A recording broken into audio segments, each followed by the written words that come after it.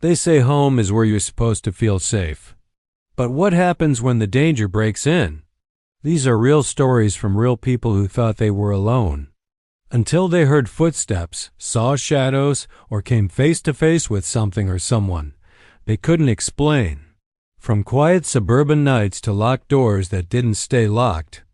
These 3 terrifying home invasion stories will make you double-check your windows tonight, turn off the lights, put on your headphones, and get ready for nightmares. This is ShadowTale, and these are the stories that will make you never feel safe in your own home again. Story 1. The man in the basement. I live in a quiet neighborhood in Michigan with my mom and younger brother. This story happened in 2021, and I still get chills thinking about it. I was 17 at the time and had just gotten back from school. My mom was at work and my little brother was staying the night at a friend's house, so I had the house to myself. Normally, I'd be happy to get some alone time. I made myself some mac and cheese, went upstairs, and turned on Netflix. Nothing felt off at first, everything seemed normal. But around 8 p.m., while I was scrolling on my phone, I started hearing weird sounds. It was faint at first, like a dragging noise coming from below me. I paused the show and listened.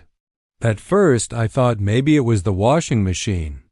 But then I remembered I hadn't done laundry and no one else was home.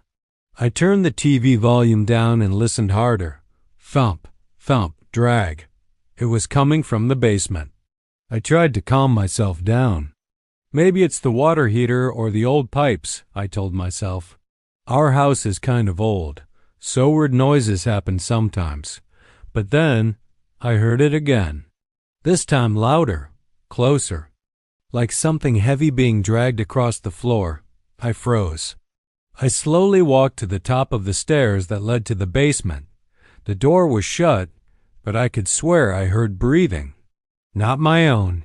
It was deep, heavy, and slow. Like someone struggling to breathe.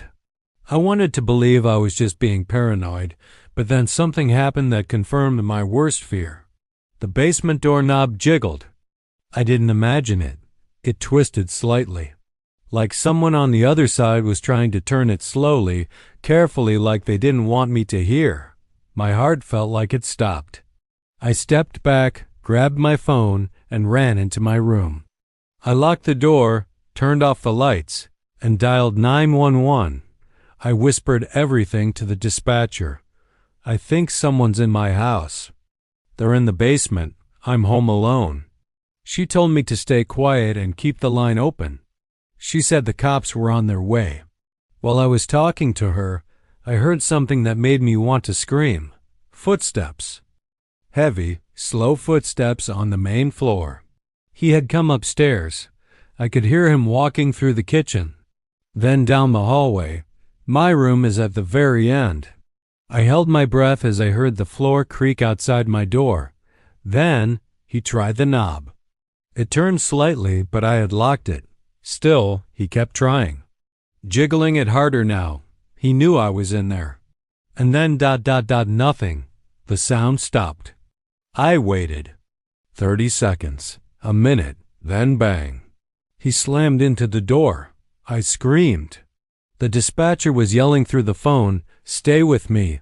The police are almost there." He banged again. Harder. I could see the door shaking. The cheap lock wouldn't hold much longer. Then just as he banged one more time, sirens. I heard the police pull up outside. The man must have heard them too, because I heard him run back down the hallway. The front door slammed open. I waited until I heard the cops shouting, "Police, drop the weapon." They told me to come out when it was safe. I opened my door slowly, still shaking. They caught him right outside.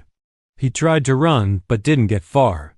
I found out later that he had broken into the basement window during the day and had been hiding there for hours.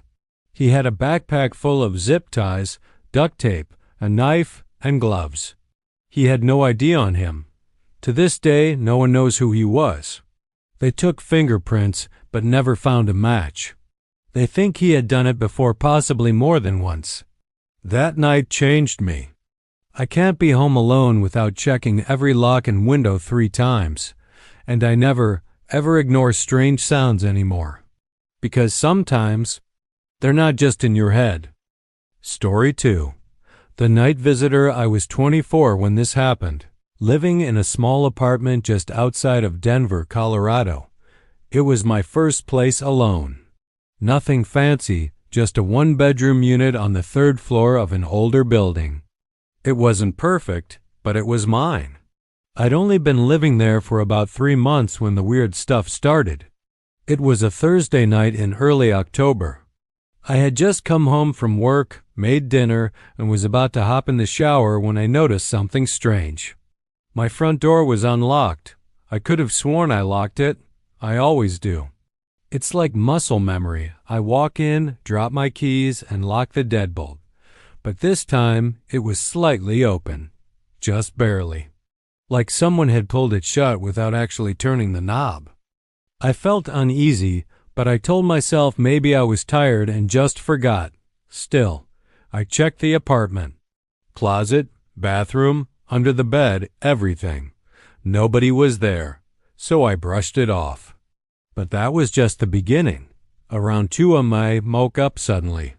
Not from a dream or any sound I remember, just that feeling. You know when something feels off? That pit in your stomach. I sat up and looked around. That's when I saw it.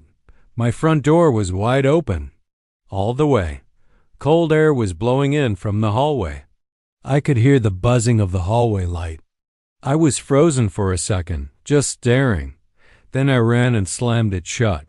I locked it, bolted it, and even shoved a chair under the handle like in the movies. I didn't sleep the rest of the night. The next day, I told the apartment manager. He was kind of lazy and didn't take it seriously. Said it was probably just a faulty lock or maybe I didn't shut it tight enough. But I knew I did. Still, I tried to move on. I even bought a cheap security camera off Amazon and set it up in my living room, pointed at the front door, just in case. That was the smartest thing I ever did, because what it caught the next night still haunts me. I went to bed around midnight. Everything locked, double-checked, camera rolling.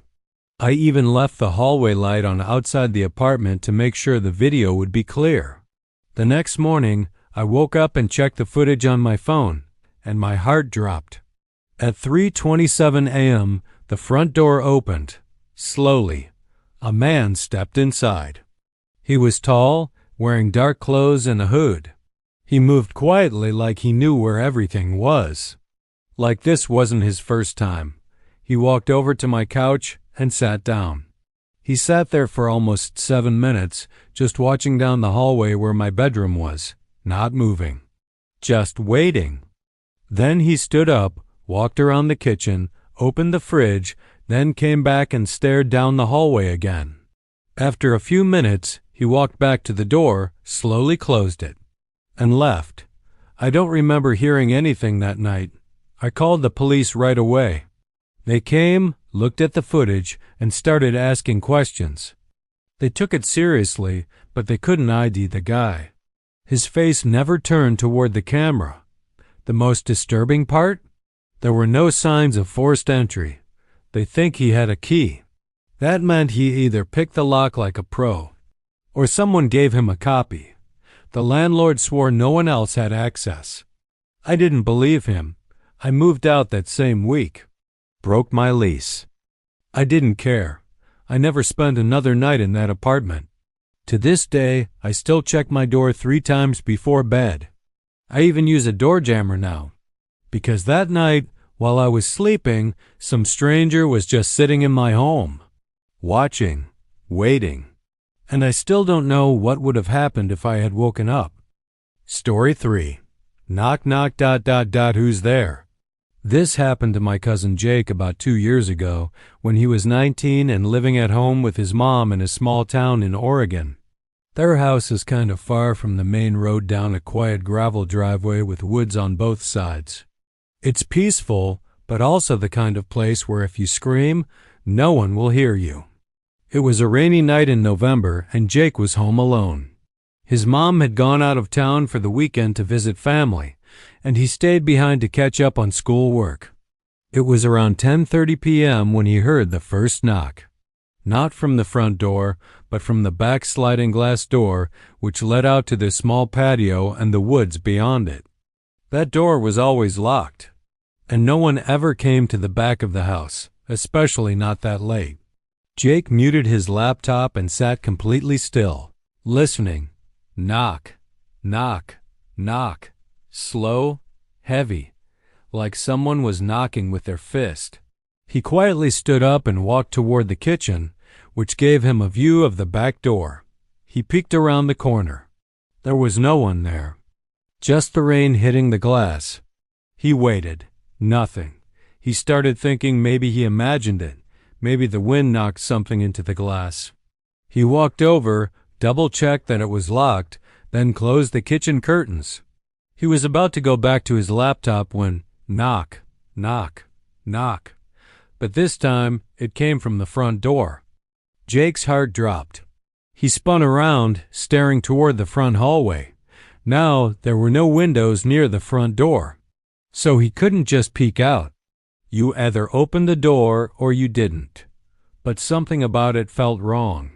Why would someone knock at the back door, wait, and then come to the front? He didn't hear footsteps on the gravel or see any car lights. Still, he walked slowly toward the door and leaned in, trying to listen. Then the knocking stopped. A voice whispered through the mail slot. "Hey, I saw you." Jake's blood ran cold. It wasn't a voice he recognized. It was raspy, slow, almost playful. He didn't say anything, just backed away. Then the mail slot opened slightly and he could see fingers pushing through.